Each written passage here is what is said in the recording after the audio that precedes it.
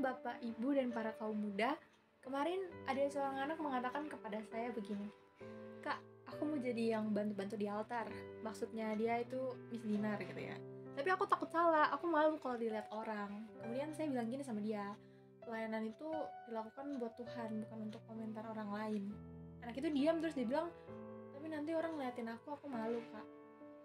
Nah, saudara-saudari yang terkasih, kadang-kadang gereja kurang sadar tujuan sebenarnya dalam pelayanan itu untuk Tuhan sebenarnya. Maka dari itu, saya Kelita dari Paroki Maria Bunda Segala Bangsa akan memperkenalkan kepada saudara sekalian mengenai pola-pola pelayanan di gereja Katolik. Nah, di sini saya akan memberitahukan gimana perilaku kita dalam pelayanan gereja, karena kita adalah bagian dari gereja. Jadi yang pertama itu adalah religius berdasarkan hormat kepada Allah. Kita jadi religius, kita melakukan pelayanan itu sebagai ungkapan hormat kita kepada Allah Tuhan kita.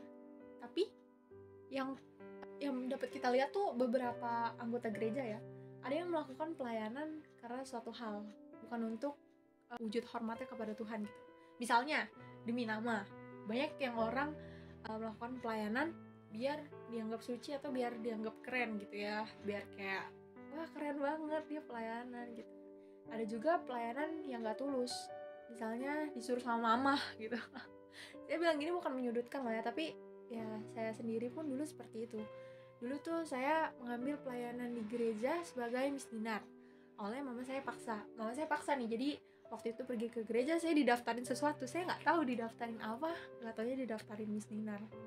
Sebenarnya dari awal tuh saya nggak mau masuk Miss Dinar, jadi saya melayani Tuhan tuh secara terpaksa banget, karena saya tuh sebenarnya bener-bener nggak mau. Saya pernah bolos, terus saya juga pokoknya nggak ikhlas lah ngelayaninnya. Tapi seiring berjalannya waktu ya, fokus saya tuh udah berubah.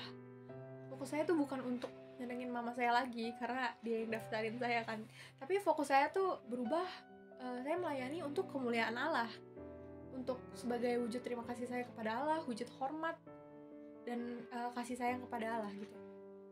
Karena gimana ya, kalau kita melayani gitu, tapi fokus kita tuh bukan untuk hal yang untuk kemuliaan Allah, tapi untuk duniawi, itu rasanya tuh bakal kosong, bakal hampa, kayak nggak ada tujuannya gitu. Tapi kalau misalnya kita melayani untuk kemuliaan Allah, itu rasanya tuh nyenengin banget, ada tujuannya, kita tahu jelas gitu.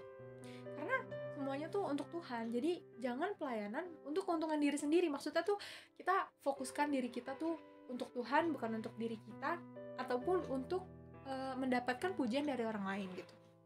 Kemudian di sini di poin kedua tuh ada kesetiaan kepada Yesus sebagai Tuhan dan Guru. Maksudnya tuh gimana sih? Jadi kita tuh melayani sebagai bentuk peneladanan dari dirinya Tuhan Yesus. Ada di Markus 10 ayat 45, bunyinya kayak gini. Karena anak manusia juga datang bukan untuk dilayani, melainkan untuk melayani dan untuk memberikan nyawanya menjadi tebusan bagi banyak orang. Dalam ayat ini dijelaskan bahwa Tuhan Yesus datang bukan untuk dilayani sebagai raja. Meskipun kita tahu ya dia adalah Tuhan, Guru, dan Raja. Tapi di sini ia datang untuk melayani banyak orang.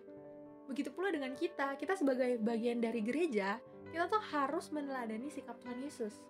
Kita harus melayani sesama bukan untuk dilayani. Karena kita tahu ya, di dalam agama Katolik ada yang namanya panca tugas gereja. Salah satunya tuh ada yang namanya diakonia atau pelayanan. Nah, dalam tugas diakonia ini berarti kita tuh harus ikut serta dalam melaksanakan karya cinta kasih lewat kegiatan amal kasih gitu. Khususnya untuk mereka-mereka yang kekurangan gitu. Ya, mereka-mereka yang kekurangan, mereka yang terlantar dan yang tersingkir. Nah, melalui diakonia ini umat beriman tuh akan sadar gitu tanggung jawab pribadi mereka tentang kesejahteraan sesamanya. Jadi bakal dibutuhin juga adanya kerjasama dalam kasih. Terus kita harus juga memiliki sikap penuh empati, partisipasi, dan juga keikhlasan hati untuk berbagi satu sama lain demi kepentingan seluruh jemaat. Jadi karena kita adalah saudara, kita tuh harus bisa membantu sesama kita gitu loh dengan meneladani Tuhan Yesus. Nah, kemudian di poin yang ketiga, ada yang namanya mengambil bagian dalam sengsara Yesus. Nah, dalam pelayanan kita juga dituntut untuk mengambil bagian dalam sengsara Yesus. Sebenarnya hubungan sengsara Kristus sama pelayanan tuh apa sih? Kayak kan susah ya dikonekinya ya. Jadi gini, kalau kita mau merasakan sengsara Kristus ya, secara otomatis tuh kita juga bakal tergerak hatinya untuk ikut merasakan apa yang saudara kita rasakan. Jadi kayak misalnya saudara kita terkena bencana, kita pasti akan turut berempati kan, kayak ya rasanya tuh kita merasakan apa yang saudara-saudara kita rasakan gitu loh. Nah, kalau misalnya kita turut mengambil bagian dalam peristiwa sengsara Kristus, secara otomatis tuh kita akan mengingat gitu loh. Kita akan mengingat sengsara Tuhan Yesus sehingga kita tuh kayak punya empati yang lebih kepada saudara kita. Jadi semua hal yang kita lakukan tuh kita harus melibatkan Tuhan biar lancar gitu loh. Makanya kita harus mengambil bagian dalam sengsara Kristus. Jadi kita bakal paham banget apa yang saudara-saudara kita rasakan dan kita ikut berempati gitu loh. Nah, yang terakhir ada namanya kerendahan hati, di mana gereja tuh tidak boleh membanggakan pelayanannya. Sikap rendah hati bukan hal yang amat suci, karena dengan rendah hati gereja tuh bisa sadar kita tuh gak bisa sempurna dalam melayani. Yang sempurna itu cuma kasih Allah pada kita. Jadi kita gak bisa banggain diri kita cuma karena kita pelayanan. Misalnya ya, kita pelayanan gitu, kita bagi-bagi bansos, ataupun kita melayani, kita kur atau kita misdinar atau apa gitu, kita merasa udah paling disayang banget sama Tuhan. Sebenarnya nggak kayak gitu ya. Tuhan itu udah sayang kita meskipun kita nggak melakukan pelayanan, tapi sebagai wujud kasih kita kepada Tuhan, wujud hormat kita, wujud terima kasih kita kepada Tuhan, kita melakukan pelayanan dengan kerendahan hati.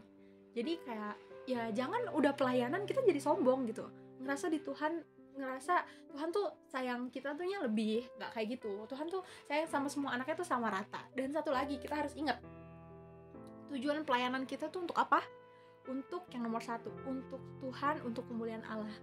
Jadi kita harus melakukan pelayanan itu dengan benar-benar hati yang tulus, dengan tujuan kepada Allah, sehingga apa yang kita lakukan tuh gak sia-sia gitu loh, gak akan pernah sia-sia dan punya tujuan yang jelas. Nah, demikian pola-pola pelayanan gereja Katolik yang dapat saya sampaikan. Semoga kita semua bisa menerapkan nilai-nilai tersebut dalam hidup kita dengan berdasarkan cinta kepada Allah. Tuhan memberkati kita semua.